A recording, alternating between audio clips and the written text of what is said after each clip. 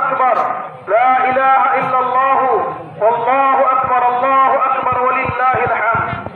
সমস্ত প্রশংসা, গুণগান, তারিফ আল্লাহ সুবহানাহু ওয়া তাআলার জন্য, যে মহান আল্লাহ সুবহানাহু ওয়া তাআলা বিশ্বের কোটি কোটি তাওহীদি জনতার আকাঙ্ক্ষিত মাস মাহে রমাদানুল মুবারক মাসের এক মাস সিয়ামরত থাকার পরে আজকের এই উন্মুক্ত ময়দানে রাসূলুল্লাহ সাল্লাল্লাহু আলাইহি ওয়াসাল্লামের সুন্নাহ অনুযায়ী 12 তাকবীরের সহিত 2 রাকাত ঈদুল ফিতরের সালাত আদায় করতে পেরেছি।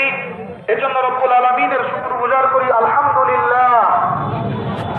অতঃপর দরুদ ও সালাম বর্ষিত হোক বিশ্ব নবীর প্রতি সাল্লাল্লাহু আলাইহি ওয়াসাল্লাম।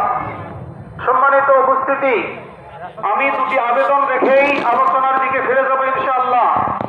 আমি বিশেষ করে আমার সামনে উপবিষ্ট আমার প্রাণপ্রিয় মুসল্লিবৃন্দ, পর্দার অন্তরালের মা বোনেরা, আপনাদের নিকট আবেদন রাখতে চাই, আমরা যে সালাত